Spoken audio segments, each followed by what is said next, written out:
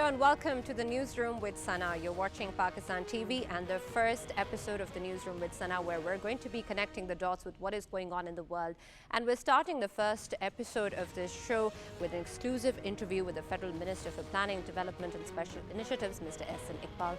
Thank you, Mr. Ahsan Iqbal, for joining us and being a part of the Newsroom with Sana. It's a great honor to be on the first program. Thank you. It's our honor.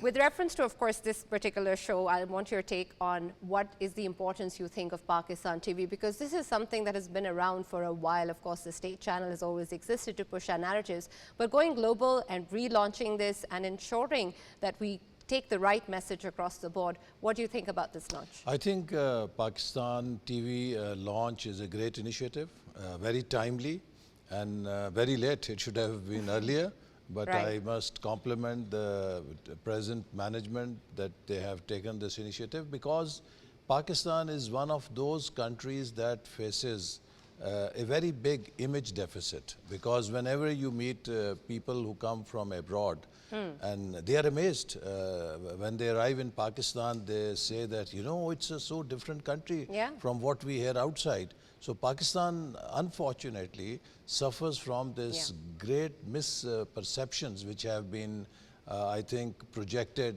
by anti-Pakistan elements globally in the media.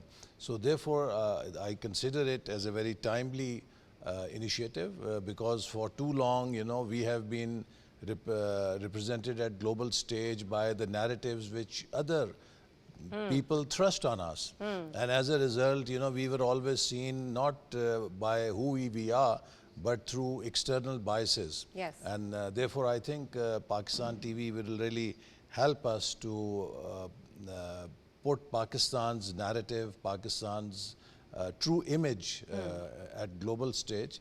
And I think time has come that Pakistan should speak for itself, and very loudly. Absolutely, and that is what we're trying to do here. So happy to have you again. With reference to when we speak about what is going on globally, Pakistan's narrative is important, but Pakistan's stance on different diplomatic issues is very, very important. I'd just like to start off with what has recently happened at the Pakistan-Afghanistan border. And it's something that Pakistan has emphasized time and again in terms of the kind of threat that exists and the safe havens that are being provided, and of course the spoiler elements that exist. We've had a ceasefire, and that's welcome, but in terms of the way that this is going to evolve and the history that speaks in terms of the willingness or the capability of the Afghan Taliban regime to ensure it doesn't happen again, what do you think will be the future? Well, first of all, I would say that it is very unfortunate that it is happening, because Pakistan sees Afghanistan not just as its neighbor, but as a country for whom we have sacrificed so much. Pakistan provided hospitality to, Pakistan was host to over 4 million Afghan refugees for almost 4 decades.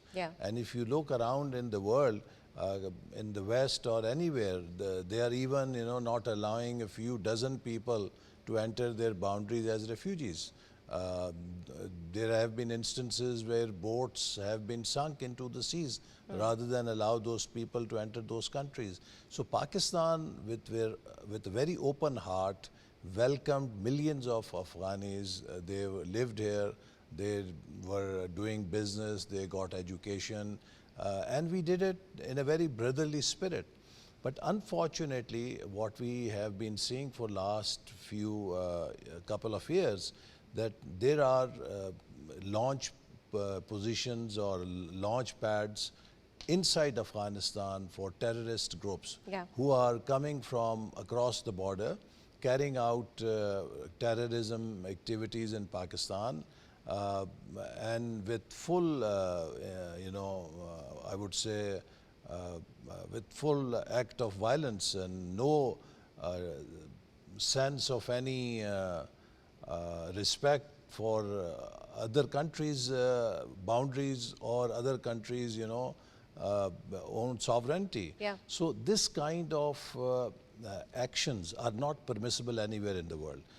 Pakistanis are sick and tired of being victims of terrorism. I think it is time now, because we tried for almost 2 years. We sent delegations, we sent jirgas, we did all sorts of diplomatic engagements, Deputy Prime Minister, Foreign Minister, other high-level delegations visited Afghanistan, and time and again tried to press upon Afghanistan government that they have an obligation under Doha Agreement not to allow their territory to be used for any violence or terrorism in other countries. But Correct. unfortunately, that did not stop. So Pakistan had to take some steps in its self-defense, because we cannot be just silent spectators or we cannot be hostage to these groups who come from across the border, carry out these terrorist acts with full impunity, and they go back. I think enough is enough. So therefore, our security forces have very rightly responded, and just as in Marka-e-Haq, we taught India, I think, good lesson that you cannot mess up with Pakistan. I think India, in its arrogance, thought that Pakistan has become very weak or vulnerable, and at night time they carried out an attack on Pakistan, but they got a very befitting reply. Absolutely. And but during all this period, Pakistan also showed and demonstrated to the world that we are not warmongers. We only use force as an instrument to bring back peace. So we believe actually in peace, but certainly our quest for peace does not mean that we show our weakness. We will maintain our peace with strength and with our determination to defend our sovereignty and not allow anyone to carry out any act of terrorism inside Pakistan. Absolutely, and that is correct. But there are so many countries that offered to help in terms of peace as well, and that includes Russia, that includes US, that includes China. And we've had a really good relationship with these countries, especially China is a great partner. Do you think that the ceasefire, China has any contribution in that front? Well, we have been engaging with China also. China also has a relationship with Afghanistan, and this has been our discussion with our Chinese friends that they should also use their influence to convince Afghan government that they should not allow their territory to be used for terrorism inside Pakistan. But it seems that, somehow the Afghanistan regime is either incapable or is just turning a blind eye to these groups, the TTP Al-Khawarij group. And lately, if Afghan government's foreign minister's visit to India also then makes the whole game much clearer. I think it would be a big mistake if Afghan government went into the trap that India is laying for itself, because India got humiliated. And now it is trying to use Afghanistan to maybe avenge its defeat by causing terrorism inside Pakistan through Afghan borders. So I would hope that this ceasefire is a window of opportunity for peace to come back, and Afghanistan government will take necessary steps. What is our demand? Our demand is, we are asking nothing from Afghanistan except that they must fulfill their commitment under Doha Agreement not to let any group operate from their territory to carry out terrorism in Pakistan. And that's a demand of any sovereign country. Yes, that's a demand of any sovereign country. And we also just demand that the boundary of Pakistan should be respected. I mean, why is this concept of a soft border? Does Afghanistan have this kind of soft border with Iran? Do they have this kind of a soft border with Uzbekistan? Do they have this kind of a soft border with Tajikistan? Or do they have with any other country? Every country protects its boundary or border in a manner that it is respected and it is considered as a hard line. No country has open borders. So and that's every country's right. That's every country's right. And so this is all what we expect from Afghanistan, to respect Pakistan's sovereignty, not to allow their territory to be used for terrorism. But if they turn either blind eye or allow these groups to carry out these activities, Pakistan, by the grace of God, has the capability. Our armed forces are professional enough and good enough to respond to any such threat. Right, and we have full confidence in them. But Mr. Iqbal, earlier we were talking about the importance of narratives. And I want your take on whether do you think there is a shift in Pakistan's geopolitical stance, particularly after Marka-e-Haq. There is a lot that Pakistan has contributed to both regional and international peace, and it's been acknowledged by the US President himself and other world leaders. But when we speak about narratives, do you think this is a shared vision of different members of the international community in the way that they see the current regional dynamics vis-a-vis India and its spoiler elements? I think Marka-e-Haq was a defining moment in South Asia.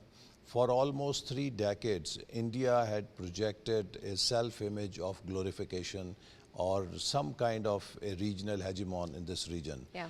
I think what Marka-e-Haq did, that it brought a reset. And I think we have gone back to 28th May 1998, when both India and Pakistan were seen by the world as equal powers. So after Marka-e-Haq, international community has seen the reality that misperception about Pakistan, that Pakistan has become very weak, very vulnerable, and that India enjoys dominance in the region, that myth was shattered. And I think after that, not just that Pakistan won the war, but Pakistan conducted itself very responsibly. Yeah. After the Pahalgam incident, Prime Minister immediately offered an international investigation. Yes. And I think that was a turning point. International community said that, well, Pakistan is willing to have an international investigation. You have no evidence. So why are you attacking Pakistan? I mean, you know, if other country is willing to cooperate in an international investigation, you must allow investigation to take place. And if there is an evidence, then maybe international community would have also joined India for any punitive action against us.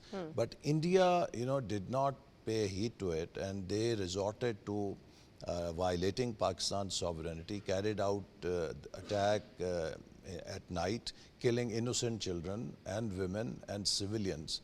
And after that, I think the way Pakistan responded, and responded also with very calculated response, that increased stature of Pakistan in the eyes of international community. One, they saw that Pakistan is a powerful country which cannot be bullied. It has the capability to defend itself, and I think our Air Force, full credit. They showed the mastery in the skies, and the way they shot down state-of-the-art 5th or 6th generation aircrafts on which India had a sense of invincibility, 6-0 or 7-0 according to President Trump, whatever the score was. I think that elevated or increased Pakistan's standing in the international community. And thereafter, Prime Minister Shehbaz Sharif, how he has also engaged with world leaders, and how Pakistan has played a responsible role in all the crises that followed Pakistan-India war, particularly during Israel and Iran war. How we were able to stand with Iran, how we were able to play a very constructive role in order to trying to bring an end to that war. Then after that, how we all Muslim countries, 8 countries, Pakistan was part of those 8 countries, which played an important role to bring about peace and ceasefire in Gaza. So Pakistan, I think, has now earned a new respect by all its friends, and at global level by all the major powers. If you see today, Prime Minister in September had a very successful visit of China, in which we reaffirmed our friendship and also started CPEC Phase 2. Similarly, Prime Minister had very good meeting with US President Trump. Pakistan has signed a mutual defense agreement with Saudi Arabia. At the same time, we also enjoy best of the best relations with Iran on our western border, I think. So, you know, all in all, and similarly with other GCC countries, with Turkey and Azerbaijan. So Pakistan today probably is seeing in its history probably the best depth we have in our foreign policy, in our international standing, and also the world has seen our resolve. So I think now Pakistan has an opportunity to pursue its economic and development goals, taking advantage of this tailwind that is coming our way. Absolutely, and I'm glad you mentioned the Pak-Saudi pact because that's an important one and historic, not just in terms of when it happened, of course, post the Arab Islamic Summit and the attack on Doha, but also as to what it entails. It's not just a defense and security pact, but has also economic aspects to it. So how do we leverage this position and this pact in our favor and make sure that we take in full advantage of our relationship? Well, Pakistan and Saudi Arabia have historically had very close relationship, and Saudi Arabia has also stood with Pakistan in every crisis. So this pact actually further cements our relationship. And I would also like to clarify that this mutual defense agreement is not a declaration of war. Actually, it is a response by both countries to the conflicts and the crises that are happening in our region. You see, in the recent past, we have seen that Middle East and now our part of the world also, we all saw conflicts in these regions. So it is, I think, our fundamental duty to think of an architecture that will bring stability to our region, because without peace, there is no development. And if we are really looking at development as a goal, then we must also ensure peace and stability in our region. So this pact, I would say, is a step in that direction. This also entails that Pakistan and Saudi Arabia will work closely in other fields, and particularly in economic cooperation. And we look forward to contributing. Pakistanis have always been major contributor in terms of human resource in Saudi Arabia's development, and also we hope now there would be more investments from Saudi Arabia in our development projects. Pakistan offers tremendous opportunities to investors. It is the fifth largest population. We have 60 to 80 million middle class in Pakistan and very young population, and our youth is very talented, one of the best professionals in IT sector. So Saudi investors are also now looking at different opportunities to invest in Pakistan. So this agreement will, I think, take our relationship to next level, just as CPAC took our relationship with China to next level. So I'm very hopeful that we will see many new joint ventures between Pakistani and Saudi businessmen, as well as state-to-state cooperation in Pakistan's development programs. Absolutely. And how do you see Pakistan-US relationship moving forward as well? Particularly, we saw Mr. Trump, of course, offer his acknowledgement and praise for both the Field Marshal and the Prime Minister, something hard to swallow by our Indian friends. But in terms of where we see this relationship going, especially when we talk about collaboration in the region for areas that are of interest to Pakistan, again, when we talk about counterterrorism activities or our relationship with India, and then, of course, the larger economic potential that Pakistan really wants to utilize in its favor.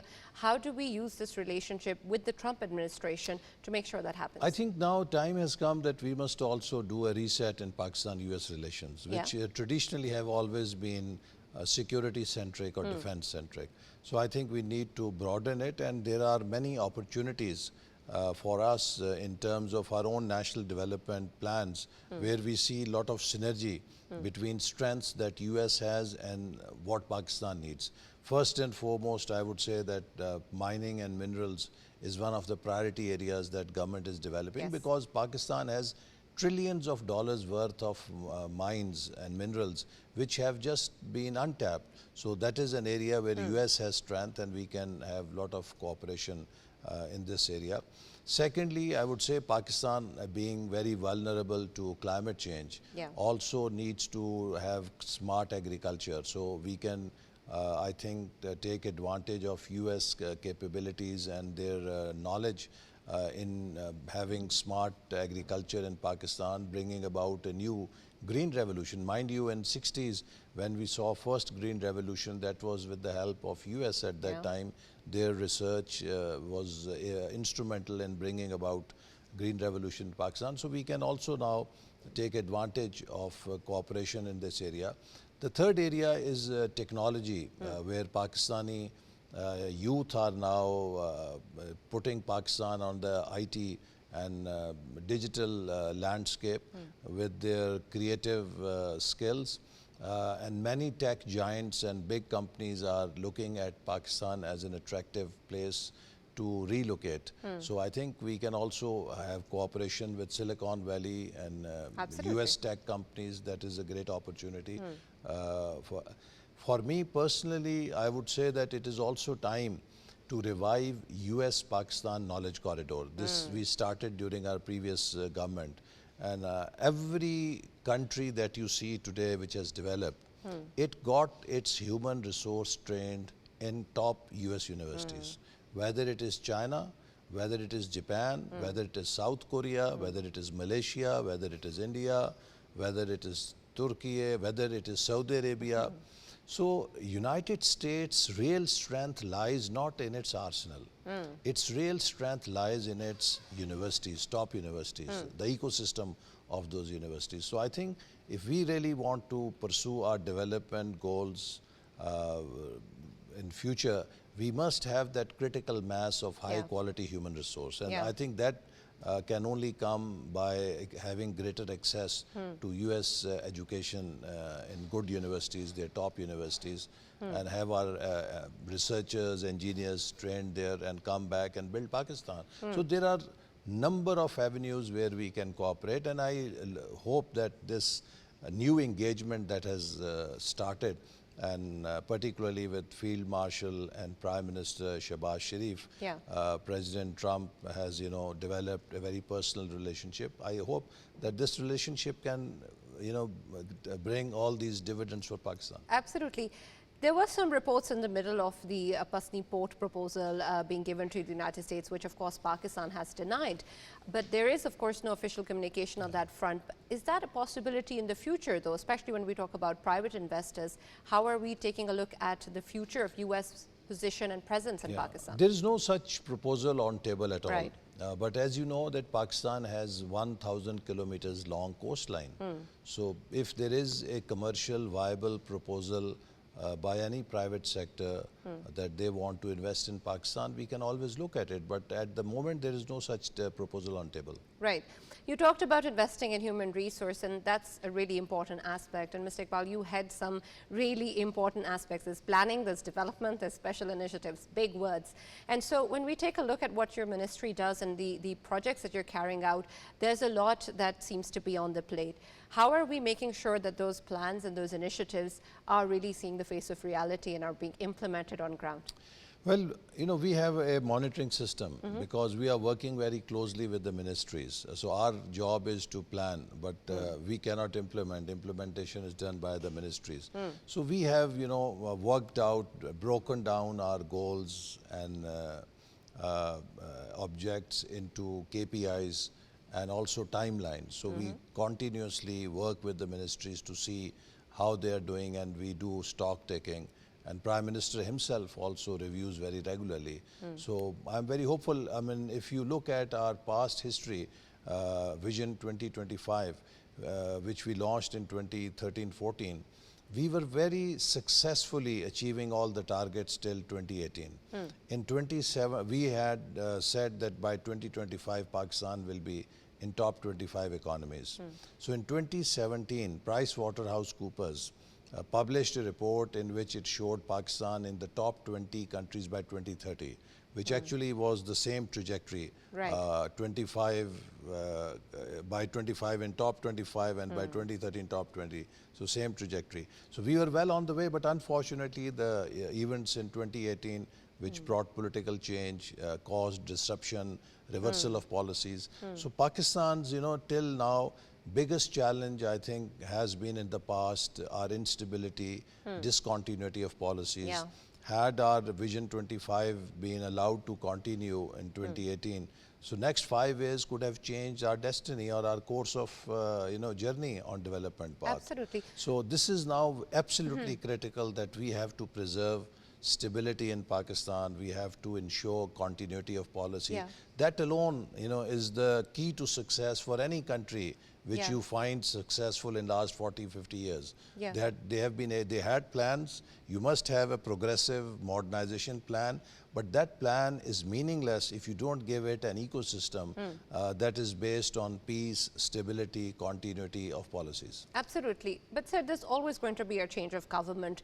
how are we going to ensure that there is consistency of policy? There has Well, I to be think some if input. there is a if there is a government that is delivering, it must get an opportunity to continue. In 2018, the problem or the trouble was that the government that was delivering and that was on track on its goals and which was doing very well, it was artificially removed. Yeah. So, I mean, you know, if you look at all these countries, our neighboring country, in South Asia, in other countries, how development has happened is that the successful regimes have continued at least for a decade or 10 or 15 years. So that has allowed a stretch to continue policies for a decade, because policy does not deliver before 10 to 15 years. So, I mean, I would say that if our government is doing good, it should have a fair chance, a level playing field to get re-elected. You see it in United States, all successful administrations have 2 terms. You have found, you know, in neighboring country, Mr. Manmohan Singh had 10 years. This Prime Minister has 15 years. In Bangladesh, we saw 15 years regime. In Malaysia, Dr. Mahathir got 22 years.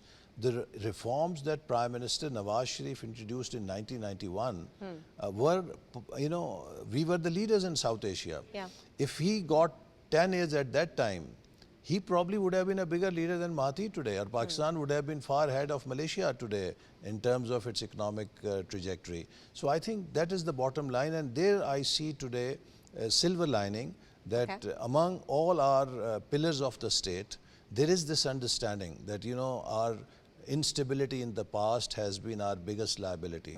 So today we must all work together, be aligned on this one goal, that we will not allow anyone to disrupt stability in Pakistan, and we will ensure continuity of policy.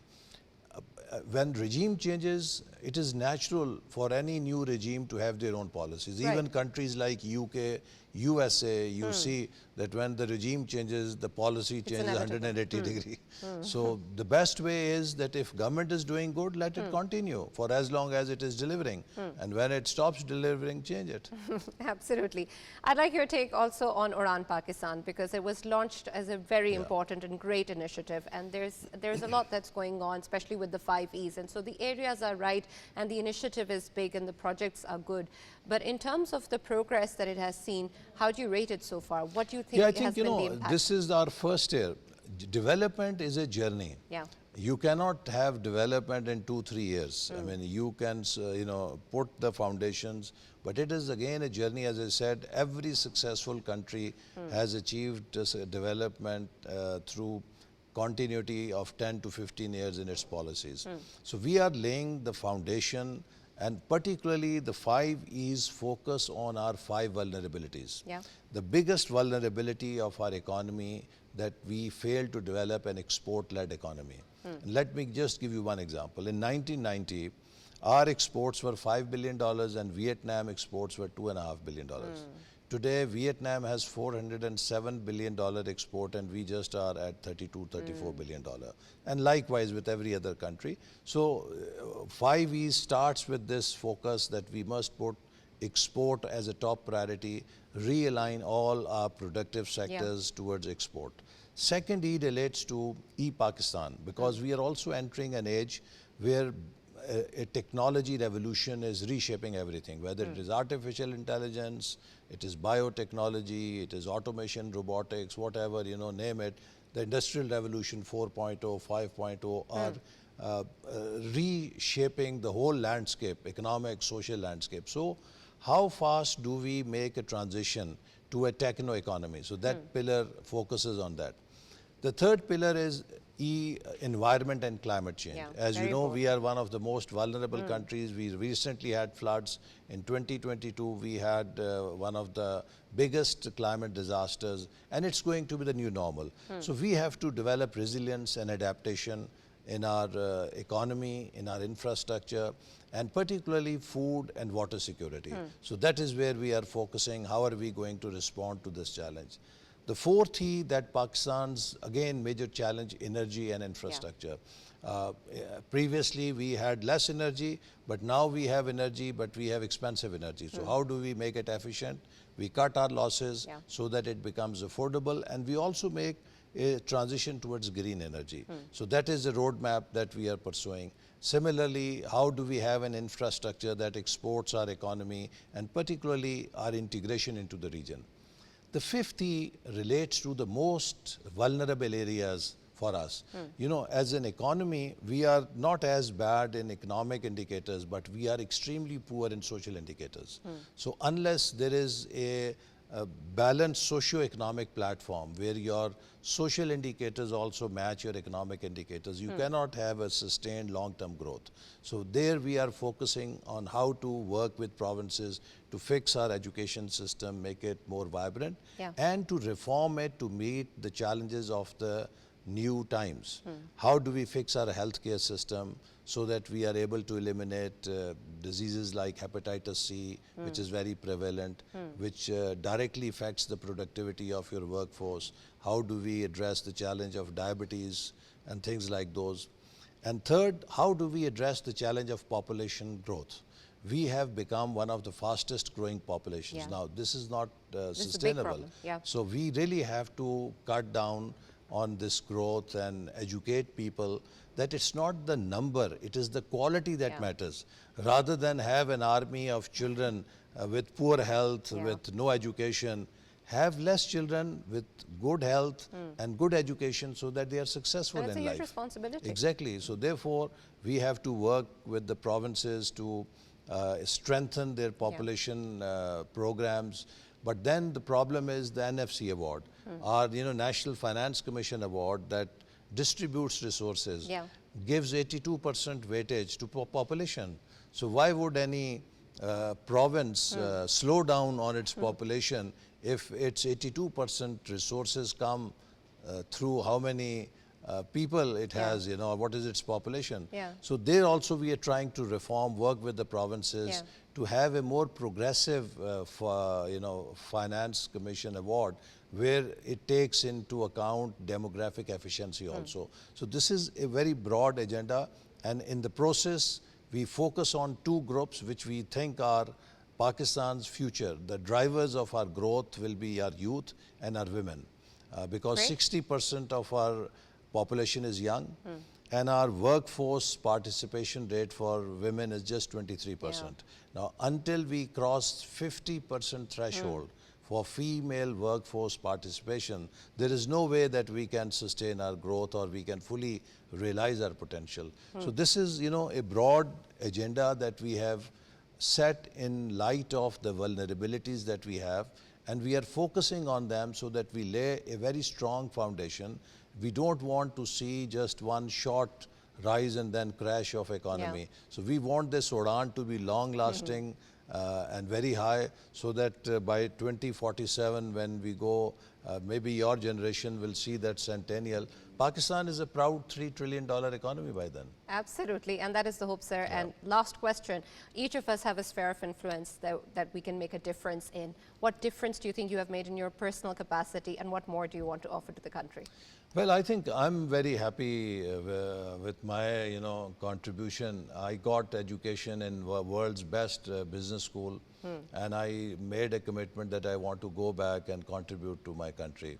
So I think through Vision 2010, Vision 2025, we started many projects which have been, very transformational. For example, under Vision 2010, we started a program for 10,000 PhDs for Pakistani scholars to get education at foreign universities in next 10 years. And today it is that program that provides us the critical mass of our scientific human resource.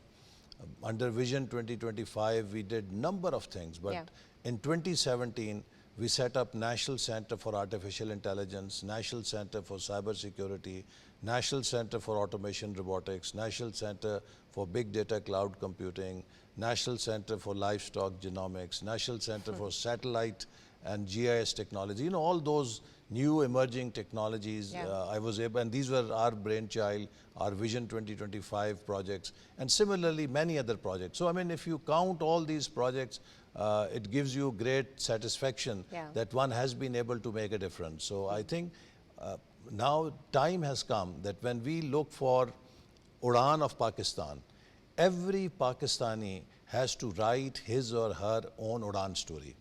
If we commit to our own personal Udan story, I think it is this aggregate of millions of Udans that will make Pakistan fly higher. Absolutely. Happy to have your contribution and looking forward to more. Thank you for being part of the newsroom today. We'll take a short break and we'll be back with more. Stay tuned.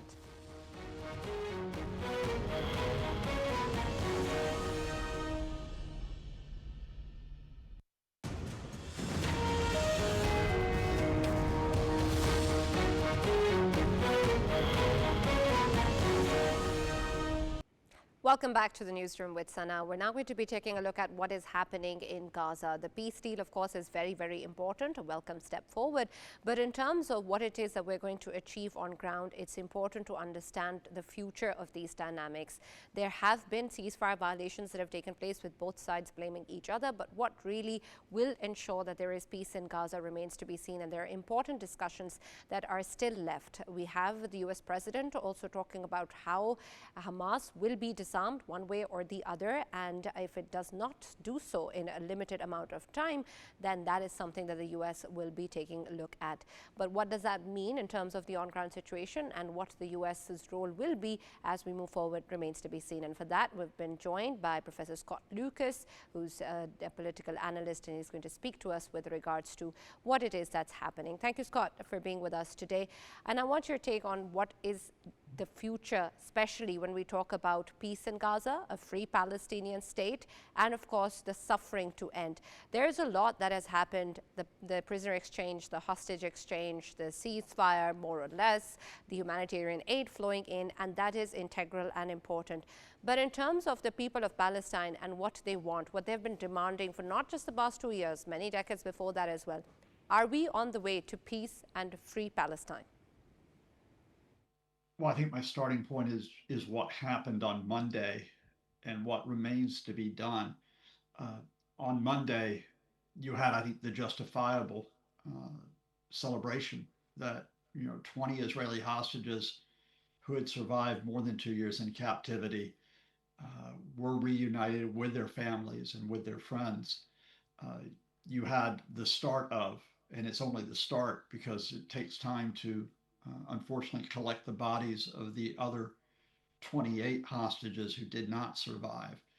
So starting to get them across so that their families can have closure.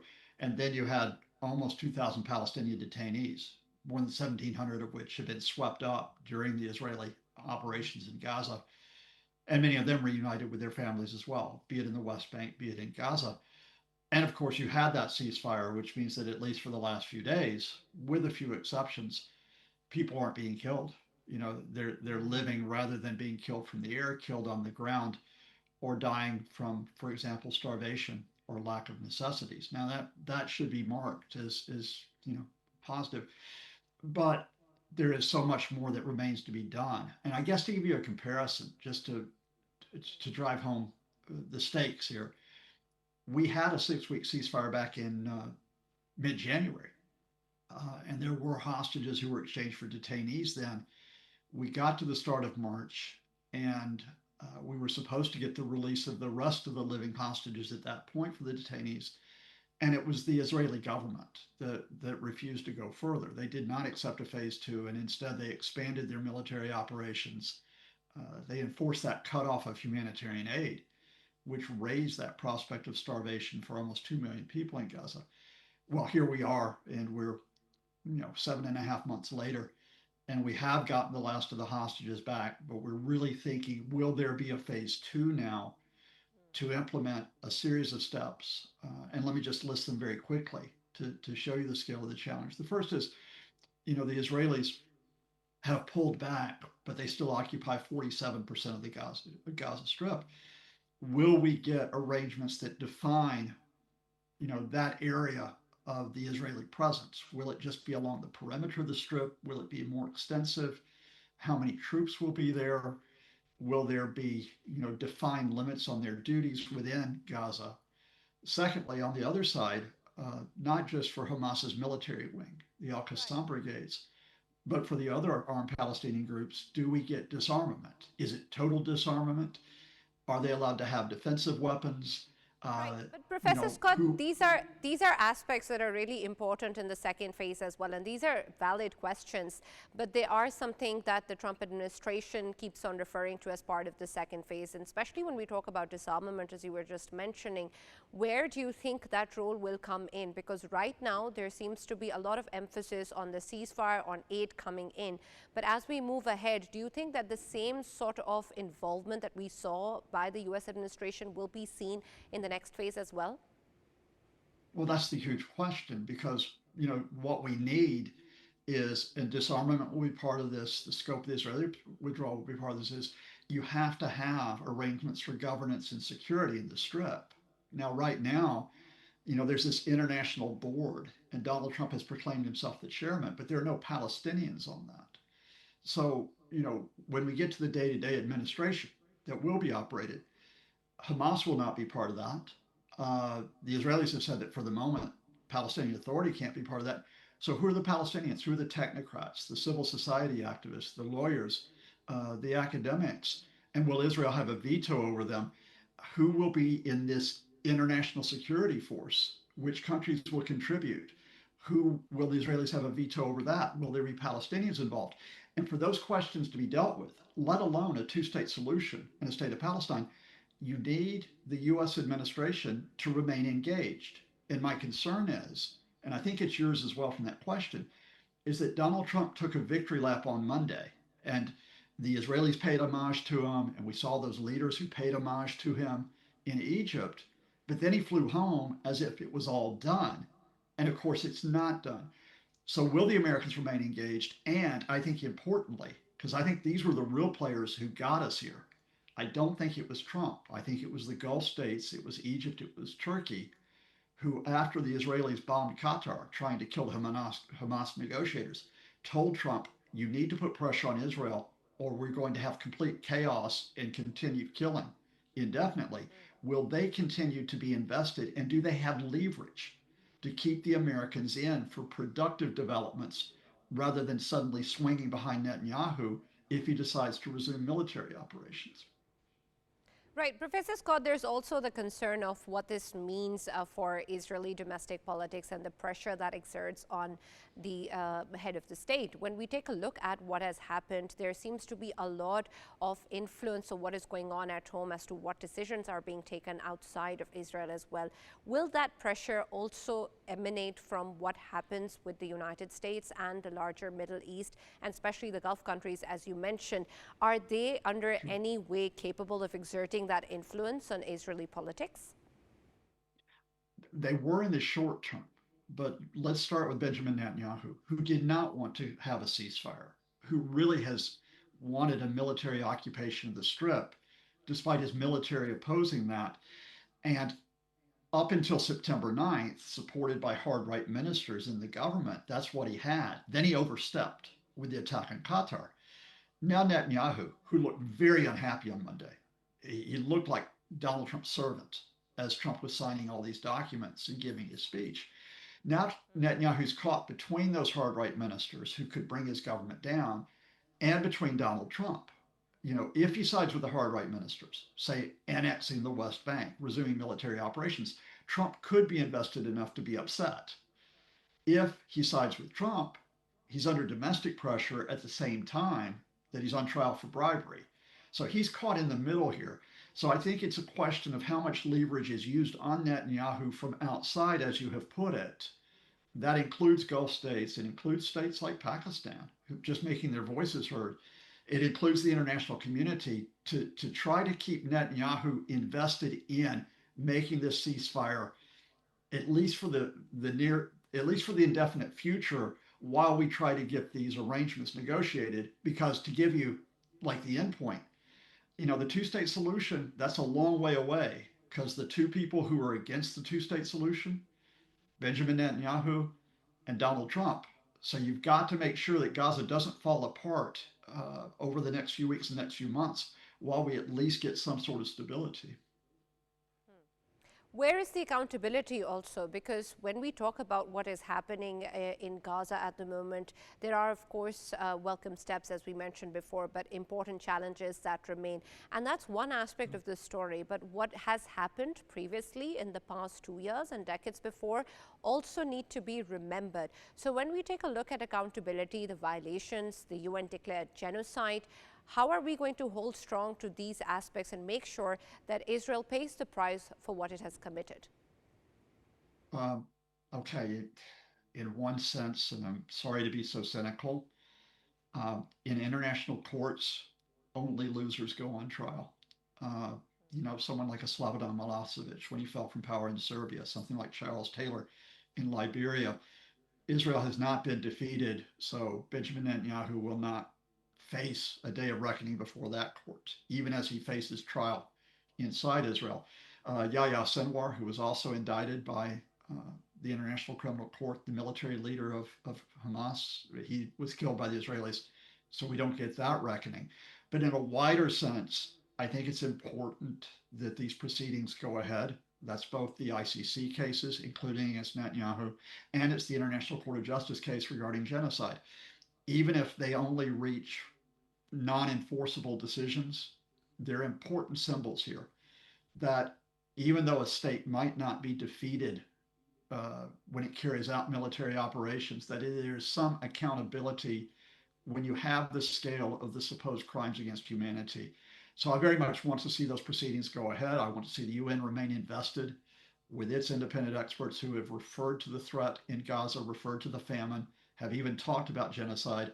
I think that goes ahead, even as we talk about a process of resolution over Gaza and Israel, and we keep the ceasefire in place. Right. Thank you very much, Professor Scott Lucas, for joining us and being a part of the newsroom today. That's all that we have from the newsroom with Sana today. We spoke about what has happened, of course, in terms of the larger stance of Pakistan in the international community and the region. And there's a lot going on in terms of what is happening at the Pak-Afghan border and, of course, the international role that the country has played. But there's much that remains to be seen in terms of the collaborations and the offers made in the past too, and what lies ahead for Pakistan and the region.